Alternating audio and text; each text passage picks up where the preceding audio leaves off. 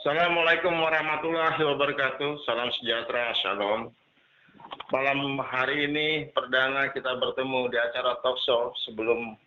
Sebelumnya acara talkshow dibawakan oleh pemalu yaitu Bung Jos Bimasena.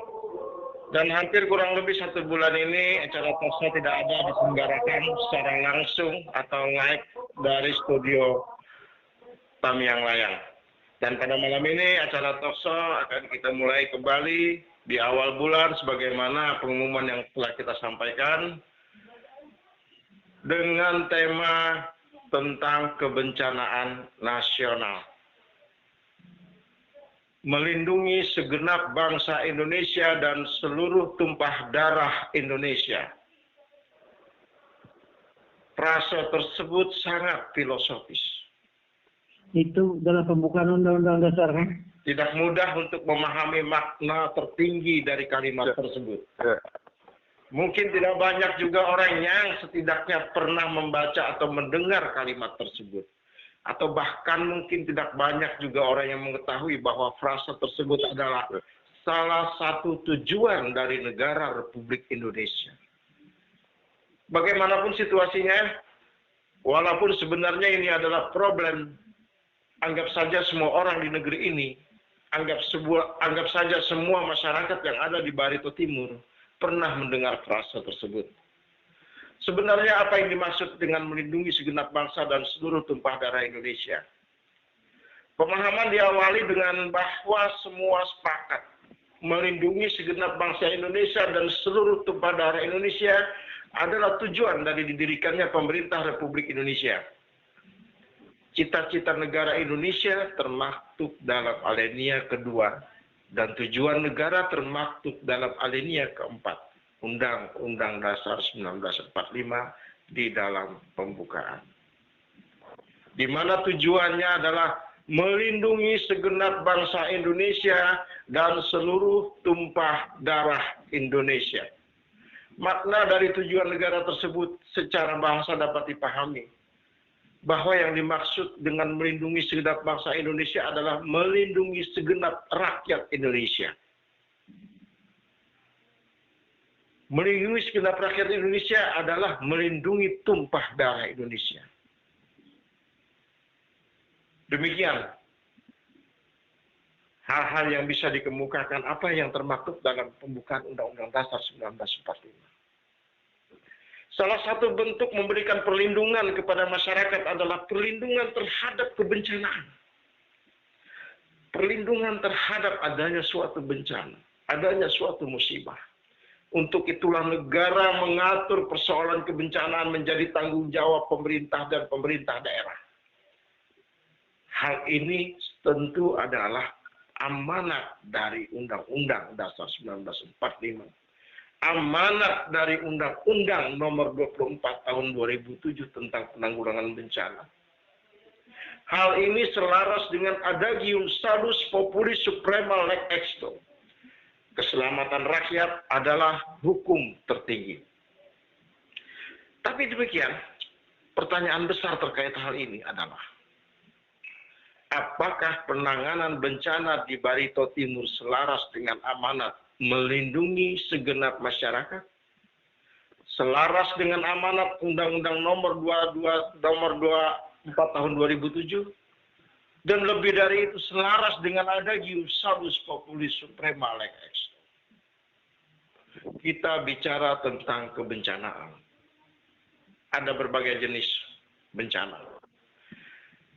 Saat ini kita masih dilanda bencana COVID-19.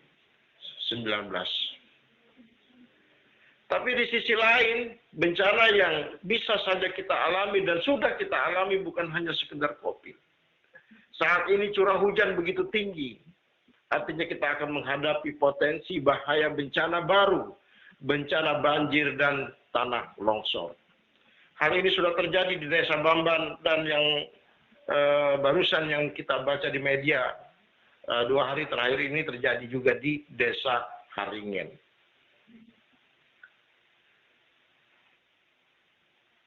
Baiklah, di studio sudah hadir para narsum kita. Selamat malam. Assalamualaikum Pak Sidik.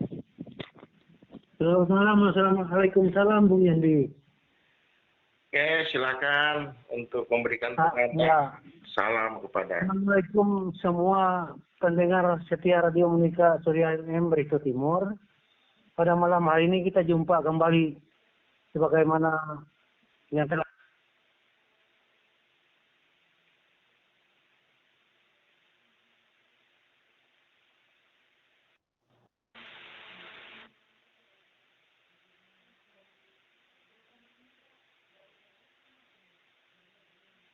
mudah-mudahan arwah almarhum diterima di sisi Tuhan Yang Maha Esa, kan gitu. Amin. Ya. Dan semua dosa-dosanya diampuni oleh Tuhan Yang Maha Kuasa, kan. Ya. Pak Yudi, silakan menyapa Pak. Selamat malam. Assalamualaikum warahmatullahi wabarakatuh. Assalamualaikum warahmatullahi wabarakatuh. Selamat malam pemirsa Radio Monika FM. Selamat malam para narasumber. Pada malam hari ini kita pendengar radio FM di mana saja berada bersua kembali gitu ya, pasca meninggalnya almarhum Bung Yos, seperti yang disampaikan oleh senior kita Pak Sidik tadi. Mudah-mudahan apa yang menjadi amal jariah beliau semasa hidup bisa diterima di sisi Allah Tuhan Yang Maha Esa, dan segala dosa-dosa beliau segera mudah-mudahan diampuni juga, kan. Doa kita untuk beliau, dan kami hadir di sini terutama saya juga adalah bagian daripada meneruskan cita-cita beliau, kan. Meneruskan cita-cita beliau untuk mengawal pembangunan di Barito Timur melalui radio beliau ini, kan. Saya kira demikian Bung Yandi yang dapat saya sampaikan sementara. Oke, terima kasih banyak. Standby dulu. Mbak Juita, silakan. Selamat malam. Assalamualaikum warahmatullahi wabarakatuh. Shalom, salam sejahtera. Selamat malam Bang Yandi. Dan selamat malam rekan-rekan narasumber pada malam hari ini, dan juga selamat malam dan selamat mendengarkan kembali suara Radio Monika FM di gelombang 91,3 di seputaran Barito Timur dan sekitarnya.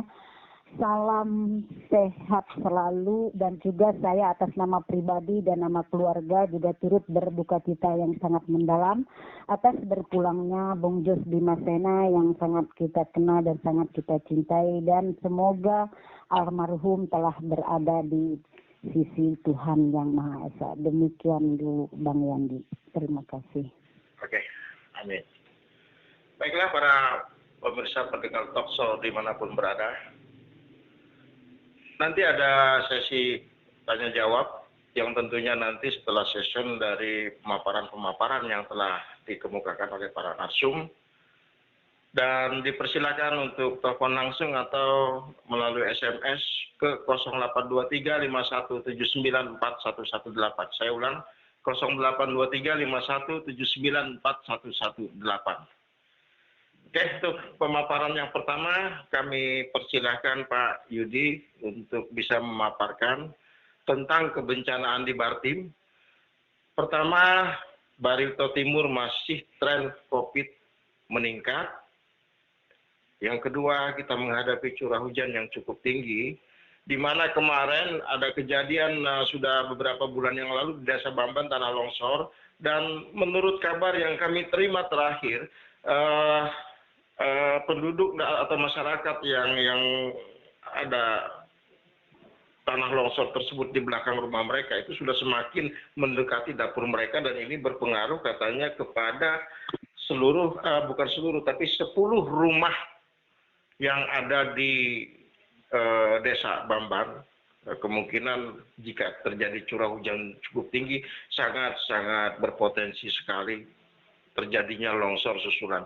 Dan kemudian saya juga ada membaca berita bahwa terakhir ini bahwa Kepala Desa Haringen itu sudah mengemukakan sudah lama pengusulan apa namanya reklamasi dari sebuah sungai yang terjadi longsor, dan untung itu ditahan oleh sebuah pohon beberapa pohon bambu gitu ya, yang akhirnya bisa menahan pinggiran sungai tanah itu untuk tidak begitu cepatnya longsor terjadi. Tapi ini sudah diusulkan sejak lama, sudah bertahun-tahun kata kepala desa Haringen, tapi masih belum menanggapi atau belum ditanggapi oleh pihak Pemkab. Menurut Pak Yudi, apa masalah sebenarnya di daerah kita ini kok terjadinya bencana seperti ini lambat sekali penanganannya? Kita sudah menyaksikan sendiri tren COVID begitu meningkat, ditambah dengan kondisi bencana lainnya seperti banjir, tanah longsor, begitu lambat penanganannya. Apa yang menjadi kendala? Apa karena kebijakan atau tidak adanya keinginan atau bagaimana Pak Yudi? Mohon penjelasan kepada masyarakat. Ataukah memang kita keuangan kurang untuk ini dalam hal anggaran? Nah kebetulan Pak Yudi adalah salah satu yang duduk di komisi yang terkait dengan anggaran. Sebenarnya ada tidak anggaran bencana atau cadangan bencana di daerah kita untuk menangani hal-hal yang urgent yang bisa dikeluarkan selain BTT, Pak? Karena apa? Anggaran cadangan bencana itu biasanya kan sudah ada di APBD, sudah ditetapkan itu. Atau mungkin ada titipan dana pusat dari pusat untuk anggaran cadangan bencana. Mudah-mudahan Pak Yudi bisa memberikan penjelasan. Silakan Pak. Oke, terima kasih Bung Yandi atas kesempatannya. Mungkin saya berikan gambaran sedikit dulu ya. Sayang memang kita pada malam hari ini tidak hadir BPBD ya, Badan Penanggulangan Bencana Daerah kan.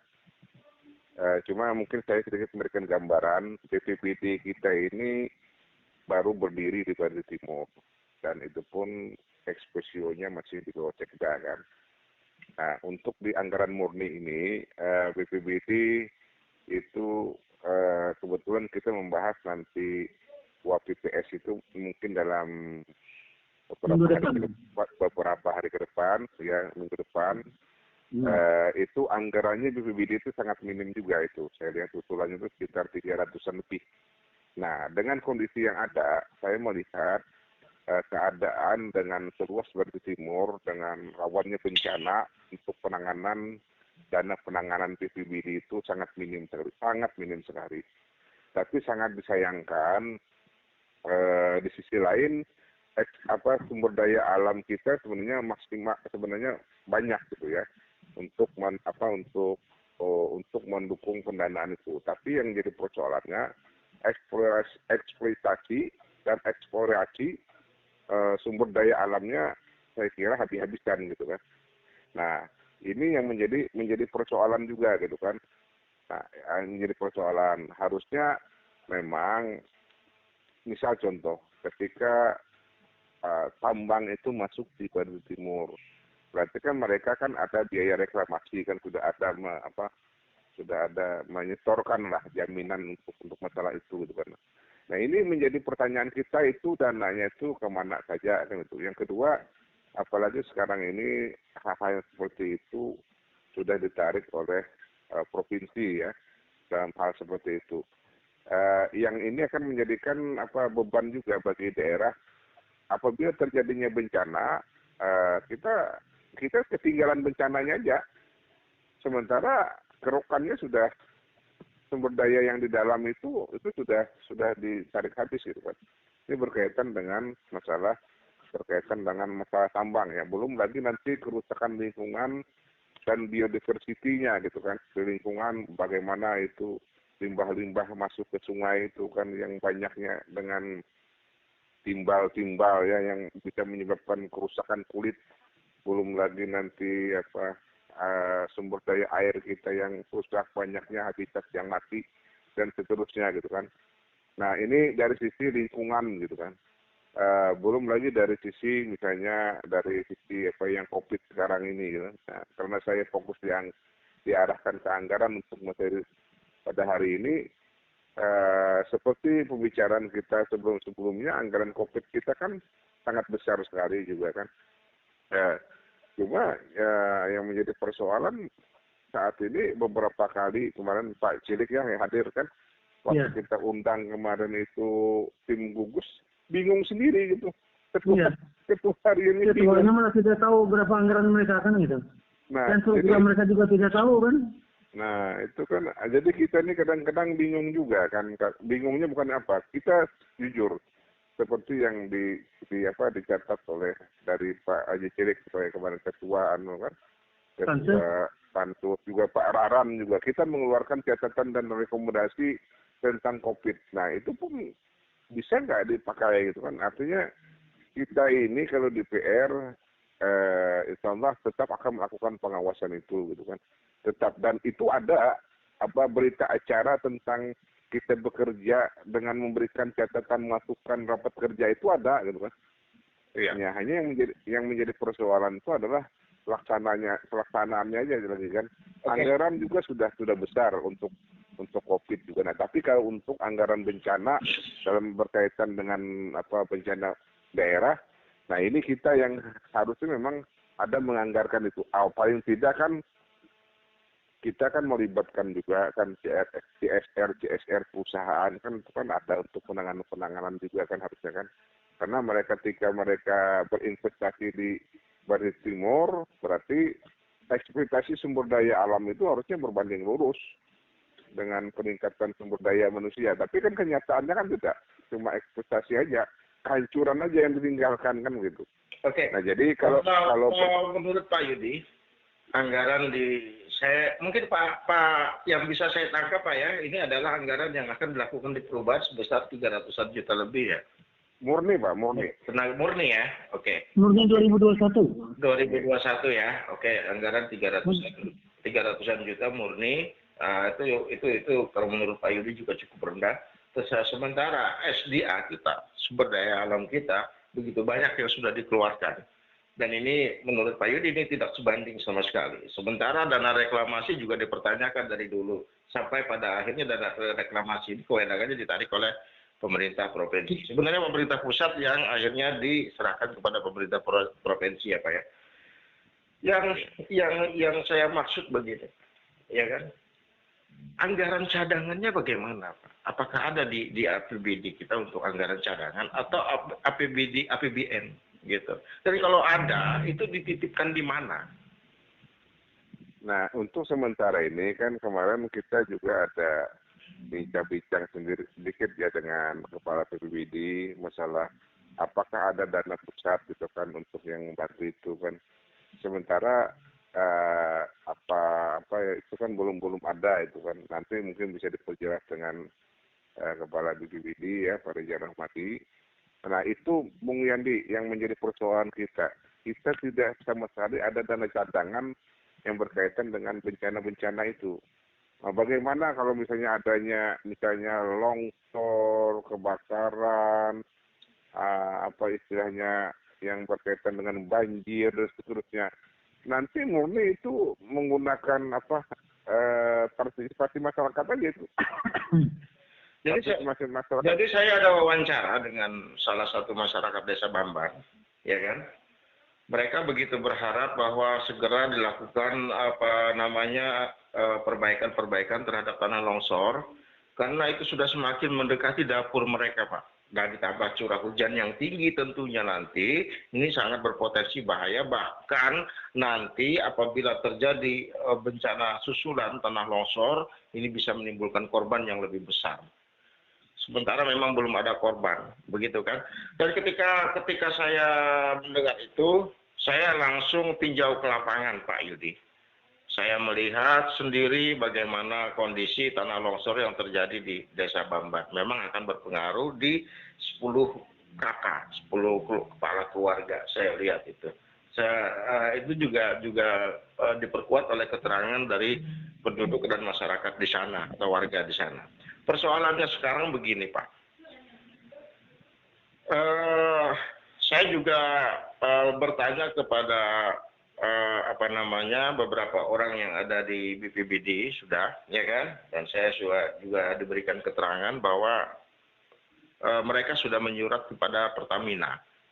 Sementara ini mereka sudah mengajukan surat kepada Pertamina untuk melakukan rapat koordinasi tentang persoalan tanah longsor yang terjadi di Desa Bambang. Karena apa? Menurut mereka terjadinya tanah longsor itu bisa dikategorikan adalah sebagai dampak atau akibat dari peledakan-peledakan bom tanah yang sesaat mereka kemarin melakukan eksplorasi gas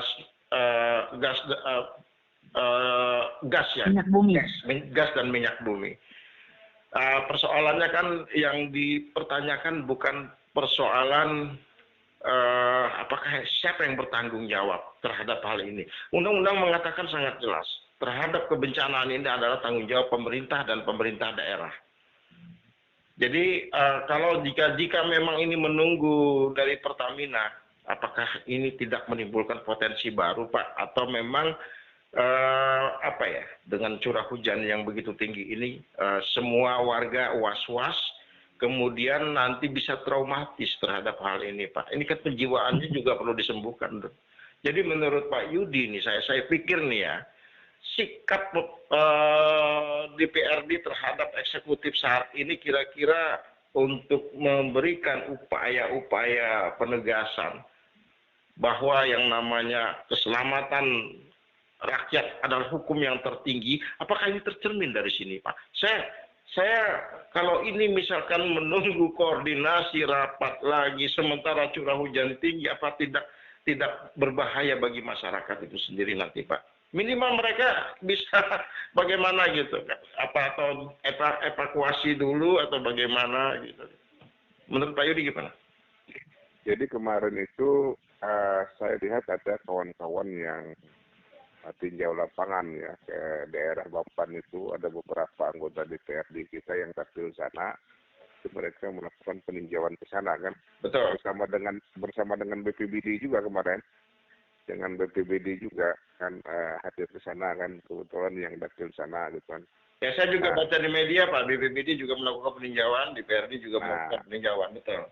Nah, jadi harusnya mereka yang kemarin melakukan kunjungan, apalagi bersama BPBD kemarin, itu diprogramkan kemarin di Banmus untuk rapat kerja kan, untuk menyikapi hal tersebut gitu kan.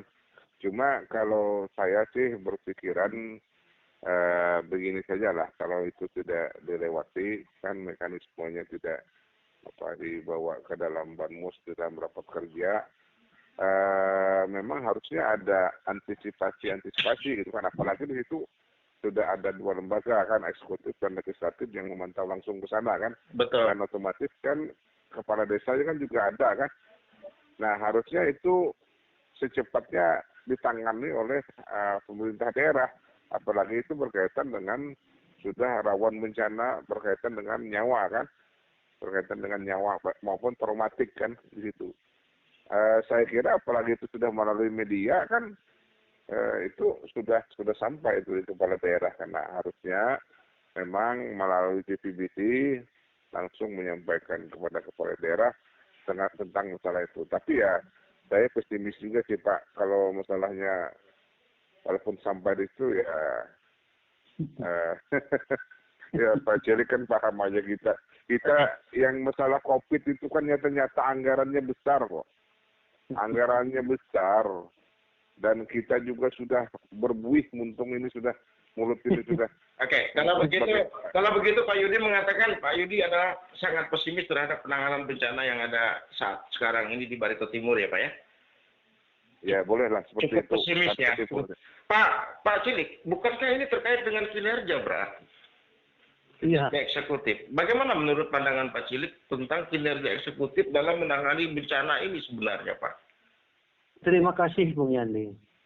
Artinya, kalau pandangan kami tentang eksekutif kita ini kelihatannya memang ya seperti apa yang disampaikan oleh Pak Wahyu tadi. Artinya sulit kita bayangkan kan? Disambat tuli ketika mendengar telinganya kan? Kada tuli kan, tapi memang anehnya tuh bila dipadahi beranai. Biar kayak apa muntung kita berbuih kan? Oke. Nah, ini yang sangat aneh. Jadi menurut kita kan kinerja ini memang tergantung kepada anggaran. Nah, sebenarnya anggaran di PBD ini kan akan kita bahas dalam 1-2 hari ke depan kan. Iya. Artinya kalau memang itu kurang, kena DPR berhak itu untuk mengusulkan menambah Pak Wahyu. Iya, benar. Jadi kita kan setting hal-hal yang tidak penting kan, nanti kita setting, kita masukkan ke BPBD ini. Pak Cilik mengembalikan ini persoalannya terkait dengan anggaran ya Pak ya? Iya. Artinya begini, kalau memang ini persoalannya terkait dengan anggaran, apakah memang tercermin selama ini paling tidak Pak, anggaran yang memang dianggap kurang atau minim, itu bisa tidak dimaksimalkan dalam pengertian begini Pak. Seperti yang terjadi pada COVID kemarin, ya kan? Iya. Silpa kan tinggi sekali di anggaran COVID. Iya. Ya artinya yang jelas Bung Yandi, kalau DPR sudah mengadakan pengawasan itu kan. Artinya begini Ya. Pak Cilik, artinya anggarannya ada, ya kan? Iya. Anggarannya banyak bahkan tersisa. Iya. Bukankah ini tidak bisa dijadikan satu alasan ke anggaran Pak? Jadinya. Tapi Bung Yandi, kalau BPBD ini memang betul-betul minim anggarannya Bung Yandi. Oke, kalau Tahun 2020 kemarin aja kan perjalanan dinasnya cuma 25 juta. Ya, secara umum kita kan terkait dengan kebencanaan Pak. Artinya kebencanaan ini adalah lintas koordinasi terhadap semua SOPD yang terkait. Apakah itu BPBD, apakah itu dinas sosial, apakah itu kepolisian sebagai instansi vertikal tetap terkait, TNI. Contoh, penyekatan saja kan kira-kira ini antara tidur dan bangun. Kasihan juga petugas di lapangan, kan begitu. Bukan tidur bangun itu Bung Yandi, jatuh bangun. Jadi kalau yang dipersoalkan adalah terkait dengan hal anggaran,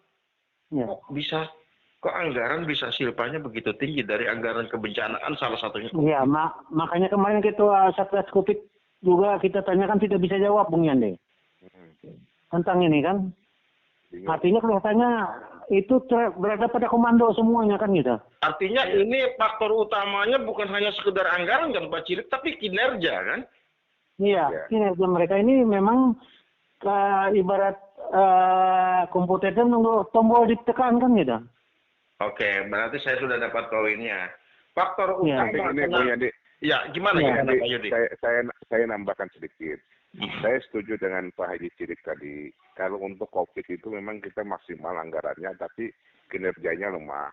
Tapi kalau untuk BPBD ini, rasanya sangat setuju dengan Pak Haji Cilik tadi. Kita ini minim. Kalau untuk yang 300 itu kita anggarkan sangat minim. Dengan luasan dan risiko bencananya itu kita sangat luas sekali. Bukan hanya longsor, banjir, macam-macam ini. Termasuk kebakaran juga kan sudah sering ini di sini nih. Nah itu Pak, saya artinya COVID beda dengan bencana kan? Agak beda. COVID anggaran besar, kinerja memang lemah. Nah ini kalau yang longsor ini keduanya anggarannya kecil, kinerjanya lemah juga. Nah jadi mungkin itu penambahannya. Artinya secara baileh kan? Ya, bagaimana Mbak Juwita, tanggapan Mbak Juwita sebagai aktivis wanita sekaligus sebagai masyarakat di sini? Terima kasih Bung Yandi atas waktu dan kesempatan, dan salam hormat juga buat kawan-kawan narasumber. Untuk diskusi atau tema talk show pada malam hari ini berhubungan dengan bencana. Seperti yang disampaikan oleh narsum terdahulu, bencana itu ada beberapa macam bencana. Di sini lebih ke bencana alam, bukan masalah COVID ya, ke alam. Ini jadi kalau saya dengar tadi longsor, banjir, terus ada sampai mengkhawatirkan kebakaran, mengkhawatirkan. Tadi saya dengar di Bamban sampai ada beberapa kakak ya yang sudah berapa meter mendekati rumah mereka. Jadi sudah 5 meter lagi sisanya Bu Juwita. Nah itu kalau itu sampai terjadi curah hujan, kita kan sudah mulai tinggi nih. Kalau itu terus menerus hujan, saya khawatirnya tanah itu semakin rumbih dan bahkan ada yang kurang dari 5 meter dari rumah mereka Bu Juwita. Nah, itu yang sangat kita Saya khawatirkan. sudah melihat ke sana kemarin. Ya, Itu yang di Desa Bamban ya Pak? Iya, di Desa Bamban. Oke. Ada yang kurang dari 5 meter dari rumah mereka sudah. Berarti kan ini memang sudah pada tingkat kerawanan yang sangat tinggi Pak. Iya. Berarti Dan kebetulan kemarin kami kunjungan kerja di PR itu, BPBD tidak ada mendampingi ke sana kemarin. Iya. berarti kunjungannya sendiri-sendiri ya, terpisah ya? Ya, kurang tahu lah kalau mereka ada kunjungan yang jelas di PR itu ada beberapa orang kemarin kunjungan termasuk saya ke sana kan. Nah kebetulan saya baca di media memang di PRT ada kunjungan, WPBD juga ada kunjungan gitu. Ada waktu relatif yang sama gitu kan, cuman mungkin terpisah. Iya. Yang begini Mbak Juwita, sebagai masyarakat, sebagai aktivis wanita, ini menyangkut bukan hanya sekedar kalau tingkat rawan tinggi ini sudah menyangkut nyawa manusia loh Mbak Juwita. Apa pandangan Mbak Juwita kalau sampai terjadi korban yang lebih besar ini?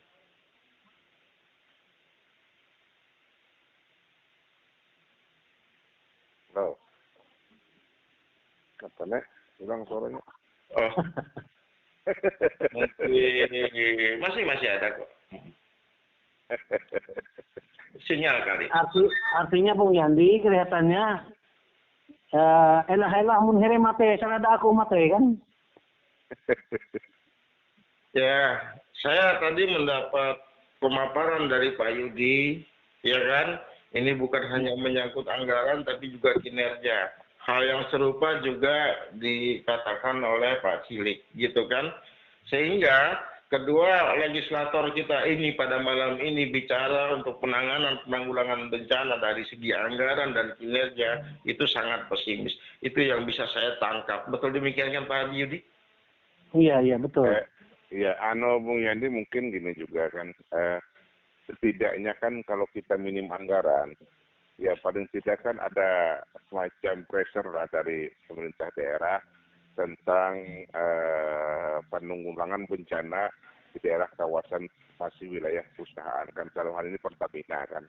Nah ini kan nanti juga berdampak juga terhadap rumah-rumah penduduk kan, apalagi sampai 5 meter seperti itu kan. Harusnya artinya Pak Wahyu, maksud kita kan jangan hanya masyarakat yang lebih dengan Pertamina, termasuk pemerintah daerahnya kan begitu. Iya. Harus mereka yang istilahnya berperan aktif untuk membicarakan masalah ini dengan Pertamina. Dan itu kewajiban mereka kan gitu. Tanpa Pertamina pun memang mereka harus melindungi masyarakat kita kan, seluruh empat darat. Tadi kan gitu. Saya minta waktu 15 detik untuk menghubungi Pak Rija, Pak ya.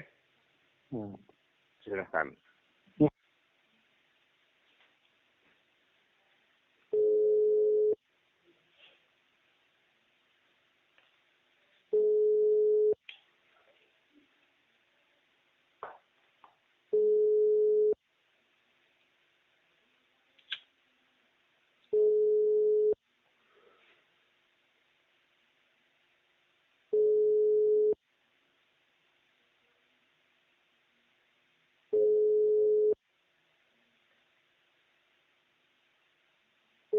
Nomor yang Anda tuju. Oke, sekali lagi Pak Kades harinya saya coba hubungin karena beliau tadi sepertinya settingnya nomor telepon biasa nggak bisa masuk. Rekam pesan Anda dengan cara hubungi ke bintang.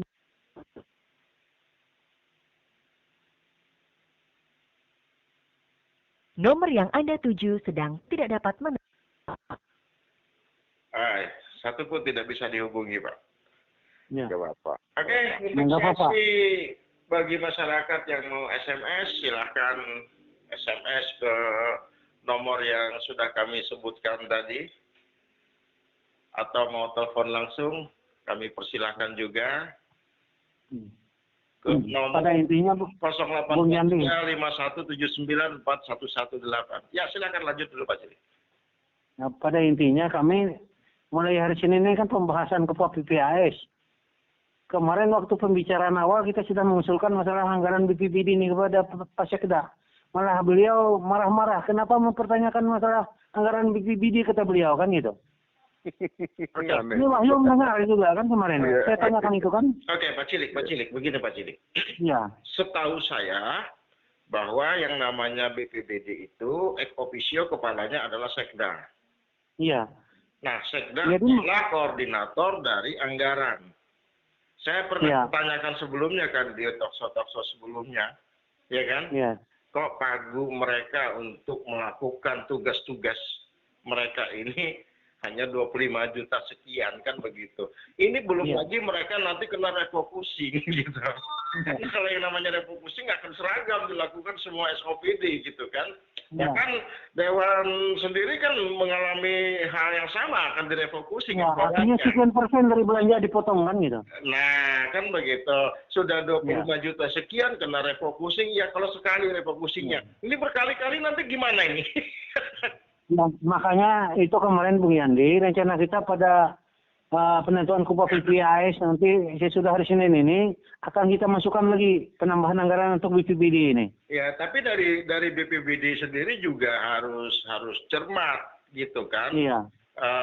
Dengan keterbatasan anggaran pagu perjalanan dinas mereka kemarin, kalau itu misalnya bukan pagu yang untuk penanganan itu, misalnya dalam hal, misalkan saja nih ya, kalau pagu itu kan biasanya ditetapkan dalam 1 tahun biasanya gitu kan, kecuali nanti ada perubahan di perubahan gitu kan. Nah, khawatirnya nanti ini bukan anggaran yang seharusnya untuk pagu, mau tidak mau karena ada bencana dianggarkan ke pagu, yang khawatirnya nanti mereka akan menjadi temuan kan begitu. Ya, artinya begini Bung Yandi, sebelum ada BPBD kita kemarin dana tanggap darurat dan penanggulangan bencana alam itu dititip di PPKAD, Bung Yandi. Nah, jadi itu saya maksud Pak, dana cadangan anggaran bencana alam. Cadangan. Ya ada itu sebelum ada BPBD ini kemarin ada dititip di BPKAD kan gitu. Di BPKAD Pak ya. BPKAD. Jadi itu nanti akan kita pertanyakan besok Pak Wahyu. Pak di dalam Kupa PPAS di mana anggaran itu kan ditempatkan kan gitu. Pak Yudi. Ya. Kata Pak Cilik ternyata ada dana anggaran cadangan itu dititipkan di BPKAD gitu. Sebelum ada BPBD dulu kan. BPBD gimana ini menurut Pak Yudi ini? Ya itu kan nanti kita pertanyakan lagi nanti di dalam Kupa PPAS nanti. Ya, makanya memang kita sepakat aja dengan Pak Haji Cilik tadi. Karena anggaran kita ini kan sangat minim di situ di BPBD. Bencana yang menunggu ini sangat besar sekali gitu kan. Nah, jadi harapan kita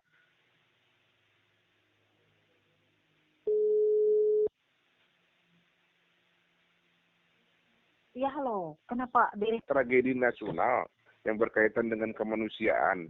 Internasional, Boy. Iya, enggak maksud saya itu kan yang ini nih menyangkut nyawa manusia kan. Kalau bencananya bencana internasional memang ya. Nah, jadi harapan kita jangan main-main, ini kan nyawa manusia. Artinya kalau ada pembiaran, jangan-jangan ini bahaya ini.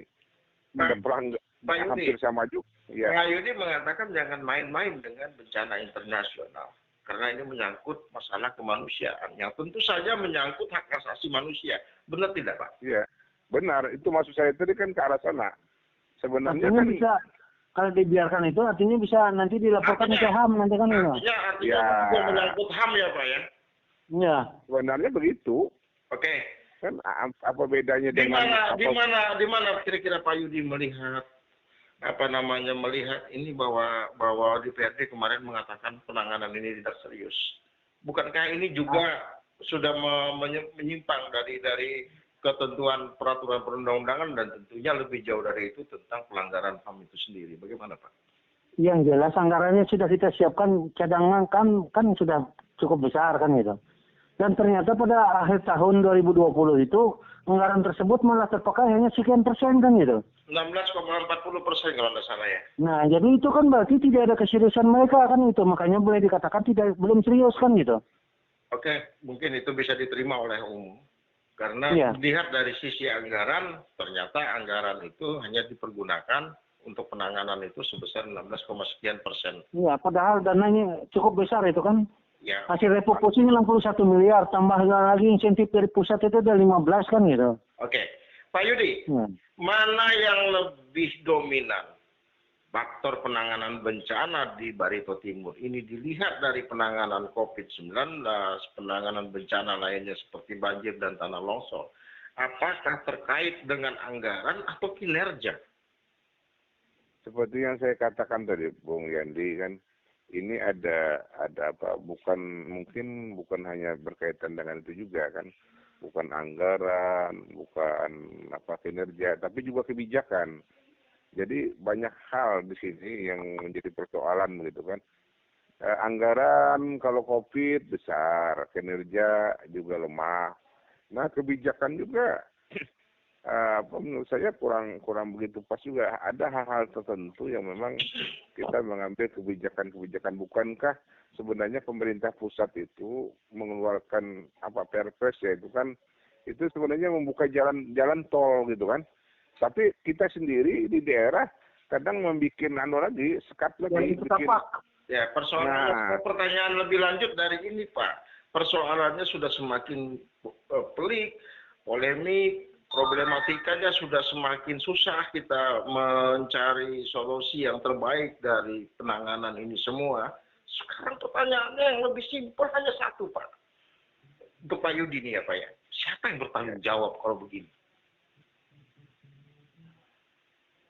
Kan ada ada petugasnya kan, ada di situ Satgas. ada satgasnya kan, ada apa. Nah yang menjadi persoalannya, satgas kemarin kita undang yang dari itu kan, yang ketua hariannya tim ahli kan? Ya tim ahli kan, ketua hariannya kita pertanyakan, Pak, kita tanya berapa anggaran ini sudah terpakai. Anggarannya kita ini sekarang berapa yang ada, yang digunakan apa. Kan nggak sama sekali dijawab itu. Program kerjanya bagaimana kan? Program kerjanya juga apa. Kan dia bingung. Nah, jadi bagaimana kita ini kan sebatasnya.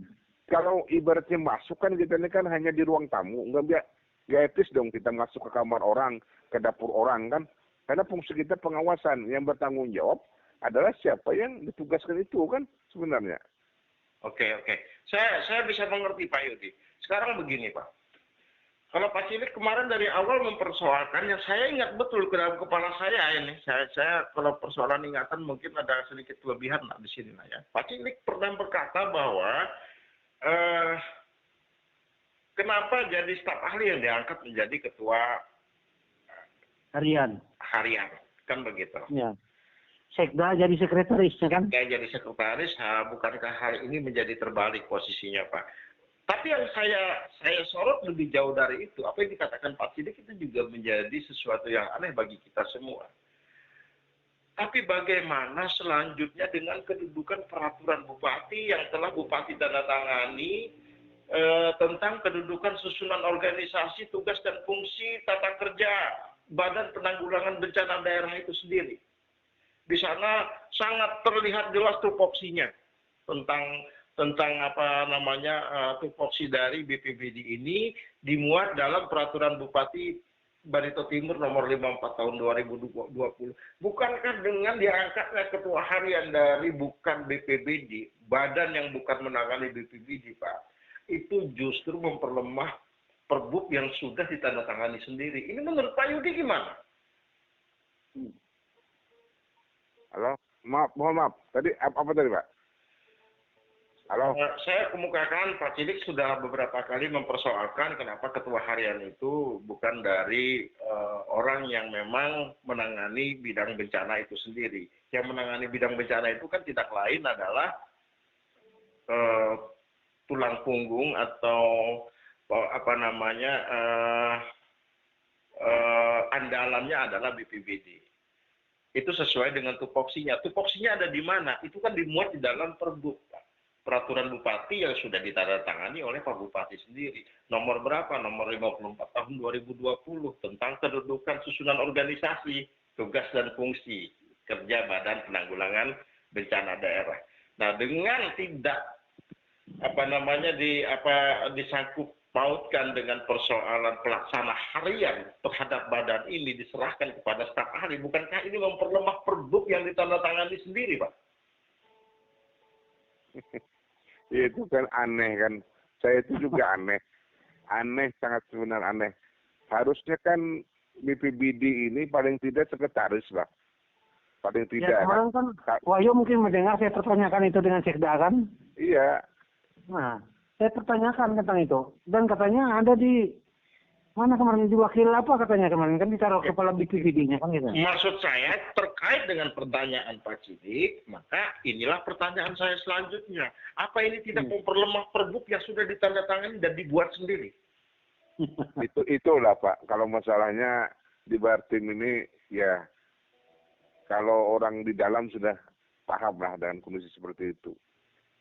Tapi ya anehnya kita masuk daerah yang katanya bagus juga nih dalam kategori Kalau kami Pak tidak mempersoalkan persoalan WTP, kemudian tata kelola pemerintahan yang baik karena penilaian mereka hanya secara administrasi laporan, bukan faktual. Iya. Itu Bung Yandi kemarin saya pertanyakan. Saya kan mempertanyakan. Kenapa? Kalau ada temuan cepat-cepat disuruh mengembalikan, gitu kan? Yang pertanyaan kita kan saya bilang kita ini terlalu bagus dalam tataran teoritis dan angka-angka dalam hal laporan data.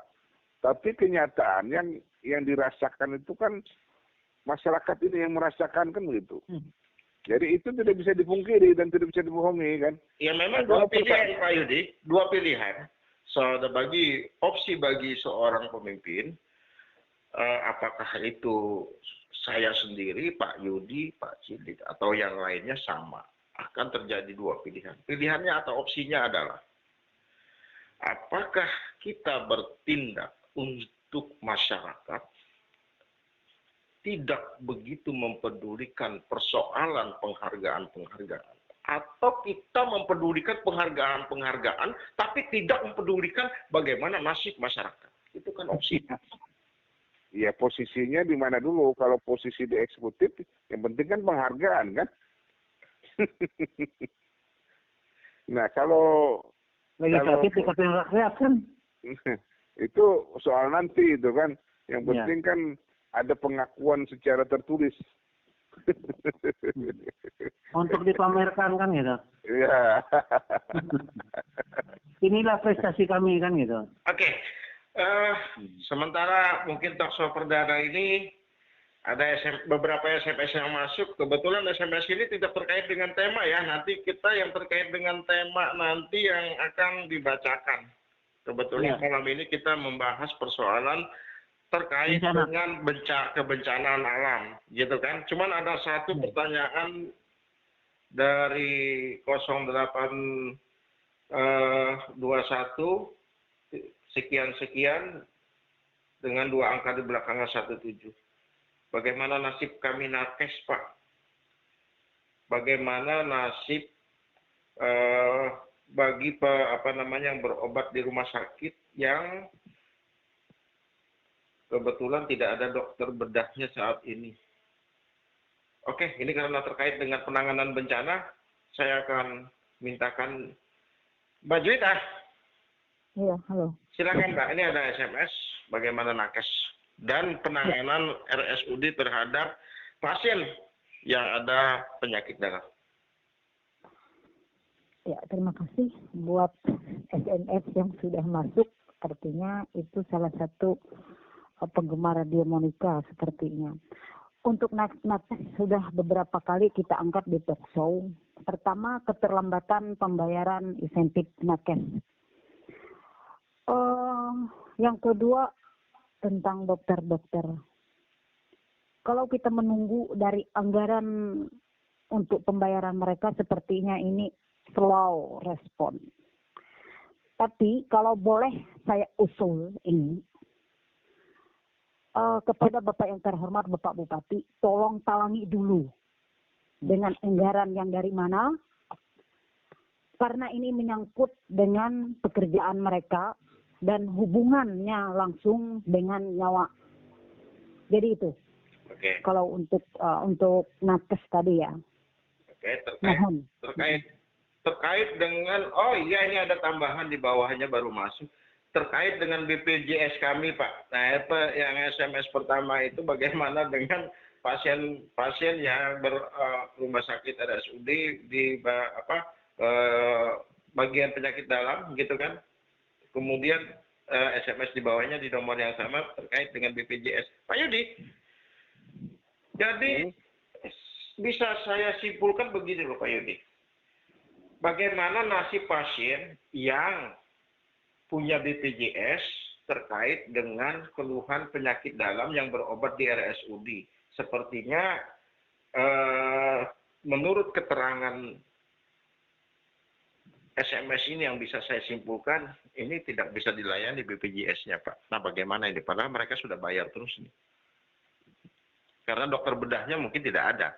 Saya ingat dokter bedah kita, dokter penyakit dalam kita mundur ya. Ya. Nah ini bagaimana nasib mereka yang ini? Katanya saya mau dirujuk ke rumah sakit lain, tapi kami tidak ada biaya untuk rujukan itu. Kalau tidak salah kan kita itu kan ada aturannya itu ada 4 dokter spesialis. Spesialis dalam, spesialis bedah, spesialis kandungan, apa lagi satu spesialis lagi. Artinya di antara mereka itu masih bisa melakukan apa. Cuma kalau yang berkaitan dengan apa dalam sih memang itu kita ada kendala ya, ada kendala juga kan. Tapi kemarin ada pembicaraan dengan BPJS kan, berkaitan dengan masalah klaim ya, berkaitan klaim. Memang ada kemarin Bu Pini juga mengatakan kita ini ada kesulitan Pak, secara jujur aja saat ini memang ada kesulitan di pusat ini Pak. Semuanya kita tidak, nah dalam hal ini saya tidak menyalahkan dari pemerintah daerah sudah maksimal sebenarnya untuk melakukan upaya karena itu kan ada beberapa tahapan-tahapan untuk proses pencairan itu. Dan ini sebenarnya posisinya sudah di pusat kan? Ya benar, tapi menurut Mbak Juwita alangkah eloknya bila ini ditanangin dulu, Pak. Kalau menurut saya kalau memang dananya ada dan memang harusnya memang ada antisipasi lah mungkin ya karena ini berkaitan dengan kebencanaan kan seperti itu kan. Nah cuma kita nggak tahu apakah anggaran untuk itu ada dianggarkan tersendiri untuk bisa digunakan pos-pos lain, itu yang kita yang belum tahu. Mungkin pertanyaan itu nanti bisa kita pertanyakan juga dengan pada waktu kita pembahasan itu kan. Nah, itu masukannya bagus dari Bu Juwita nanti Bu, coba kita pertanyakan kan berkaitan dengan hal tersebut. Jadi intinya begini Pak, kita ada keluhan dari para nakes bahwa uang mereka dipotong karena daerah tidak bisa memberikan subsidi. Ketika saya ditanyakan hal itu, saya bilang ini bukan subsidi, ini memang ketentuan jasa untuk insentif nakes gitu kan. Sebenarnya tidak boleh dikurangi, itu harus sesuai aturan. Kecuali saya bilang pemerintah pusat tidak melakukan transfer, atau kecuali ya kan ada sesuatu yang memang tidak memenuhi syarat sehingga pemerintah pusat tidak melakukan transfer gitu kan. Jadi opsi saya ada 2 gitu kan. Apakah para nakes kita ini memang dari kita kan sering dari jangka waktu agak santai begitu Pak ya. Apakah terlambat mengusulkannya sehingga memenuhi batas waktu, melewati batas waktu sehingga tanggung jawab dikembalikan kepada daerah untuk membayar nakes dan daerah tidak sanggup akhirnya tidak sepenuhnya bisa dibayarkan seperti kejadian di 2020, di akhir 2020 dari bulan berapa itu yang 4 bulan terakhir Pak sampai Desember gitu kan. Sampai September kemarin kan transfer dari pusat ada kan? Gitu kan, nah sisanya kan ya. Ke daerah. Persoalannya kalau misalkan itu dibayarkan di anggaran 2021 itu juga akan berpengaruh pembayaran insentif mereka nanti itu di 2021 Pak berarti.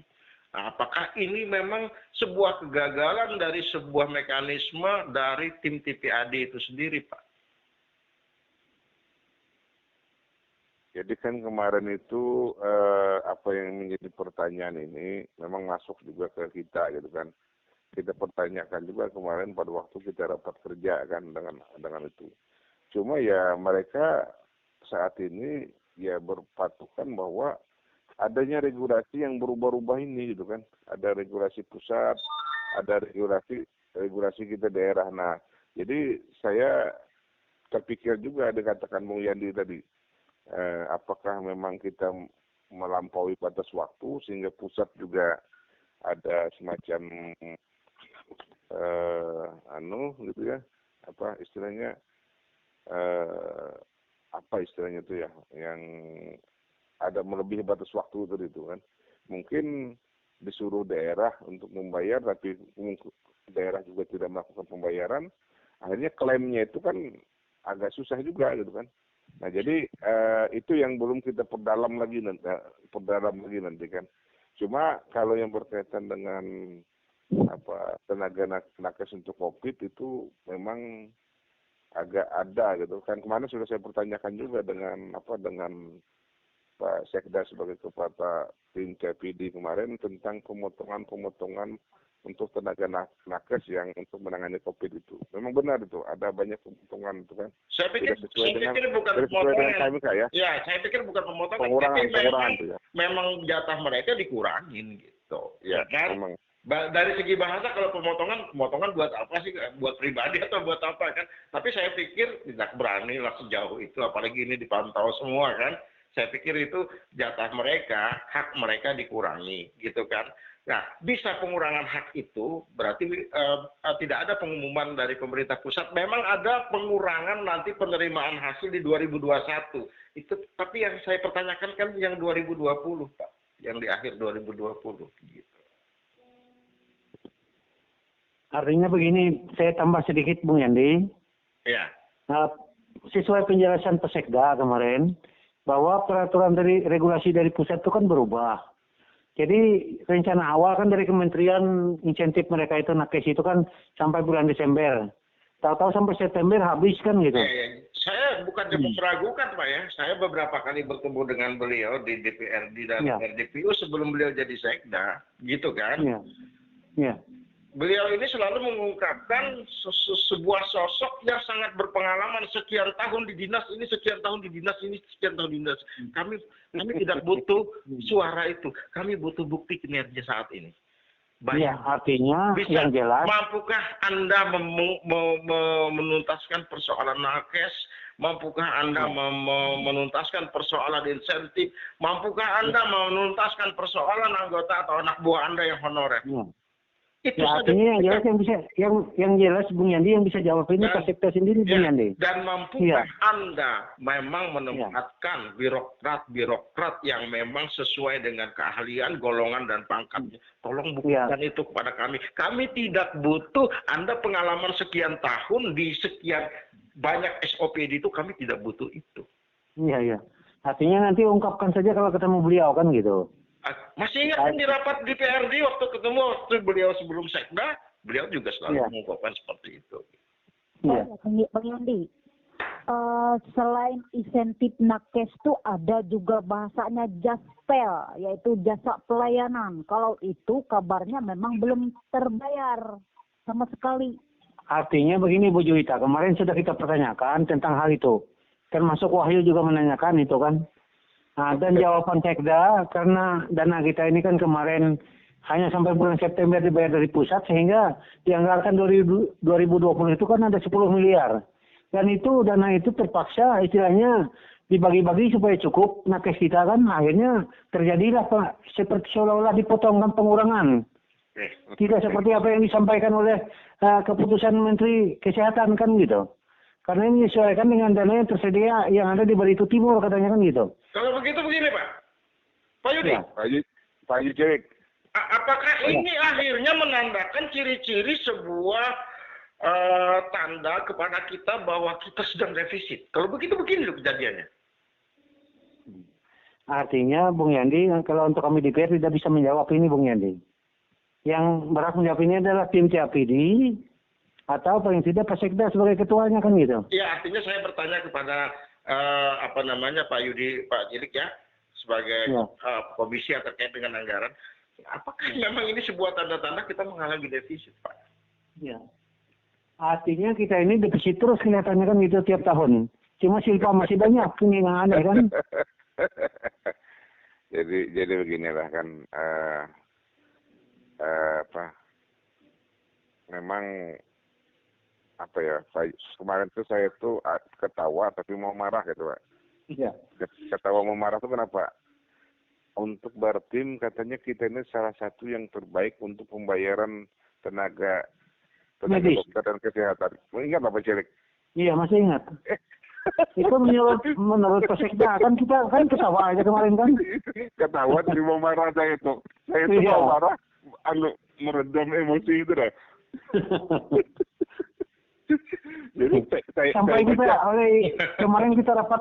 kemarin kita rapat dengan Adaru dan kan BNJ perusahaan-perusahaan. Nah, ini sampai kita sarankan, artinya kalau memang daerah tidak cukup uangnya, gunakan dana CSR itu kan untuk membayar SNP mereka kan gitu. Kami sarankan kemarin. Iya, benar. Saran saya sih satu saja kepada mereka semua. Bartim hari ini bukan Bartim kemarin-kemarin. Ya. Artinya jangan mengatakan yang bertolak belakang dengan fakta. Ya itu maksudnya itu. Karena apa? Karena apa yang bertolak belakang itu akan kita suarakan. Iya. Oke, jelas. Bartim dulu mungkin teriak suara-suara seperti ini tidak begitu muncul gitu kan, walaupun ada, tapi Bartim hari ini bukan Bartim kemarin-kemarin. Tolong dicatat itu. Jadi apa yang disuarakan tolong jangan bertentangan dengan atau bertolak belakang dengan fakta yang sesungguhnya. Artinya menurut penjelasan Pak Sekda untuk pembayaran insentif nakes itu terbaik di Kalteng ini untuk Bartim katanya kan gitu. Kami demo ayo ketawa kan gitu. Jadi ketawa itu mau geram gitu. Jadi saya kan kebetulan di Higa kan ada Pak Asmadi, ada Pak Cilik, ada Bu Ado kan. Ini kan pertanyakan apakah ini benar gitu kan? Apakah ini informasi bahwa Pak Asmadi kan mengatakan bahwa ada kemungkinan kelas kita untuk rumah sakit itu mengalami penurunan. Oleh karena kan pembayaran insentif mereka sudah standar. Saya membenarkan, tapi kan dari apa yang disampaikan oleh Pak Sekda itu kan berbeda dengan apa yang dirasakan dan kita rasakan dari penyampaian. Contoh saya bilang kan, dokter spesialis itu untuk insentif COVID ya, itu kalau kita harusnya kan merujuk kepada KMK itu kan 15 juta. Yang diberikan kan cuma 10 juta untuk dokter umum di IGD Temiang Layang. Yang seharusnya 10 juta hanya diberikan 2,5 juta perawat COVID. Yang seharusnya 7 juta hanya diberikan 5 juta. Ini kalau merujuk dari KMK yang mendapatkan insentif ketenaga naskes kan, yang merawat pasien COVID-19. Nah, ini di mana bisa dikatakan bahwa kita itu terbaik, yang baik gitu kan, untuk penanganannya. Jadi kita itu kan lucu gitu. Belum lagi kalau kita merujuk kepada balangan misalnya kan, untuk masalah tenaga kesehatan dokter spesialisnya kan, itu kan kita jauh juga itu. Jadi apalagi balangan ini kita nih yang cocok yang dekat saja di Truk Cahu atau Moratewe sudah jauh ketinggalan kan. Nah itu kan yang dokter spesialis bedah itu harusnya mendapat 25 juta per bulan. Namun perbuknya kan spesialis anak dapat 25 juta karena pangkatnya sudah 4A. Itu istilahnya banyak sekali aturan-aturan yang sebenarnya aturan di perbuknya ada, tapi itu tidak sesuai juga kan. Ya, inilah yang jadi persoalan kan. Kita sudah sampai pada penghujung waktu. Silakan Mbak Juwita untuk memberikan kesimpulan sekaligus uraian terakhir. Terima kasih buat kesempatan yang kedua kali. Apa yang telah dipaparkan dari awal tadi oleh kawan-kawan narasumber dan juga termasuk dari beberapa SMS. Saya hanya berharap sesuai yang disampaikan oleh Bang Yandi tadi, Barito Timur yang dulu atau Barito Timur sekarang adalah Barito Timur yang bukan Barito Timur yang kemarin-kemarin. Artinya menggeluti tentang kebencanaan yang begitu banyak yang terjadi di Barito Timur ini. Saya hanya mengharapkan adanya upaya tindakan atau perlakuan sehingga Action yang positif. Ya, action yang positif walau tidak sepenuhnya tetapi minimal mengurangi adanya kebencanaan itu.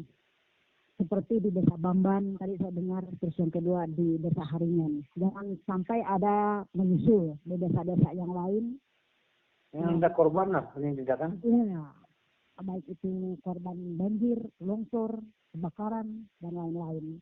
Dan yang kedua tentang SMS dari salah satu tenaga kesehatan tadi juga untuk insentif atau jasa pelayanan mereka, ya bagaimanapun caranya tetap diupayakan karena melalui insentif atau jasa pelayanan mereka bisa membeli menu atau vitamin-vitamin untuk menjaga Kesehatan mereka kan? Ya, kesehatan mereka. Itu harapan dari saya selaku masyarakat Barito Timur. Mungkin itu saja Bang Yandi. Mohon maaf jika kata dan bahasa yang kurang berkenan. Wassalamualaikum warahmatullahi wabarakatuh. Baik, waalaikumsalam. Pak Cilik, silakan Pak. Terima kasih Bung Yandi untuk yang kedua kalinya. Artinya kita ini seperti apa yang saya katakan dengan Bung Yandi, kalau kita di TNI sudah untung tuh bebuihan lah bahasa Banjarnya kan nggak itu? Oke, bebuihan. Iya, artinya seperti itu aku dengan Bung Yandi dulu habis akal aku sudah kan kayak itu. Habis akal. Berarti Pak Cilik ada sakti. Ya, artinya yang jelas silakan aja masyarakat yang menilai lah itulah. Iya. Artinya tentang Penilaian Barito Timur ini ke depan kayak apa kan gitu. Oke, penilaian dikembalikan kepada masyarakat. Pak Yudi. Penilaian berikan kepada masyarakat aja kan gitu. Iya betul. Pak Yudi, closing statement-nya ditunggu. Closing statement saya pada hari ini adalah seperti yang Bung Yandi katakan, saat ini sosial kontrol yang dilakukan oleh DPRD itu sudah berbeda, artinya sudah berusaha kita maksimalkan. Kinerja pengawasan sudah kita jalankan. Kita berharap banyak kepada pemerintah daerah karena kita hari ini adalah membicarakan masalah bencana. Ini berkaitan dengan nyawa manusia, jangan main-main. Ini adalah suatu pelanggaran yang menurut saya termasuk yang keras karena menyangkut nyawa manusia. Harapan kita bersikap seriuslah dalam hal ini, dalam penanganan bencana ini kan. Dan kita berharap untuk penanganan anggaran terutama BPBD ini kita di DPRD tiap mengawal itu untuk bisa anggaran itu ya paling tidak bisa dimaksimalkan lah kan. Berharap juga kepada pihak yang punya amanah untuk menjalankan ini, ingat bahwa kita itu sudah disumpah, ada janji sumpah dan jabatan kita tentang masalah pekerjaan yang kita sanggupi gitu kan. Tolong kita ingat itu juga, sama-sama mengingatkan. Apalagi dalam visi misi sudah ada amanah kan? Nah, apalagi di situ juga terprogram di visi dan misi kan juga kan. Kita tidak ada lain adalah tujuan kami hanya sekedar mengingatkan, bukan faktor kebencian, karena yang kita cari adalah perbaikan, bukan menyerang kan. Kita ini intinya adalah perbaikan. Sekali lagi starting point saya adalah kita sudah disumpah, kita jalankanlah amanah itu dengan yang sebenar-benarnya. Mungkin itu aja Bung Yandi. Oke, baik. Terima kasih untuk tim Narsum kita pada malam hari ini. Dari paparan yang sudah dikemukakan, maka bisa dikemukakan bahwa penanganan bencana yang untuk saat ini di Barito Timur masih terlihat kurang serius. Masih terlihat dalam tanda kutip kan. dalam tanda kutip begitu kan, dari apa yang sudah dikemukakan oleh tim Narsum bisa disimpulkan bahwa penanganan bencana di Barito Timur masih kurang serius, dan itu bisa dilihat dari beberapa uraian yang telah kami ambil intisarinya. Itu berpengaruh pada faktor kebijakan, kemudian faktor anggaran, dan juga faktor kinerja. Hal-hal yang terkait apakah penanganan bencana di Bartim selaras dengan amanat melindungi segenap masyarakat, para narsum sudah mengatakan bahwa jangan main-main dengan persoalan perlindungan terhadap kemanusiaan. Apakah selaras dengan amanat Undang-Undang Nomor 24 Tahun 2027? Para narsum sepertinya juga sudah bisa mengambil satu kesimpulan bahwa penanganan ke depannya harus serius, dan ini tentu masih belum selaras dengan apa yang dinamakan adagium salus populis suprema lex exto. Harap diingat, Bartim hari ini bukan Bartim kemarin. Mendapatkan penghargaan itu bukan suatu kebanggaan. Bangga itu bukan seberapa banyak kita dikenal orang atau dihargai orang, tapi seberapa bahagia orang mengenal kita. Mari maju bersama seiring perkembangan zaman. Assalamualaikum warahmatullahi wabarakatuh. Salam sejahtera. Waalaikumsalam. Salam. Adil katarino. Bacuramin kasuruga. Basengat kajubata. Harus.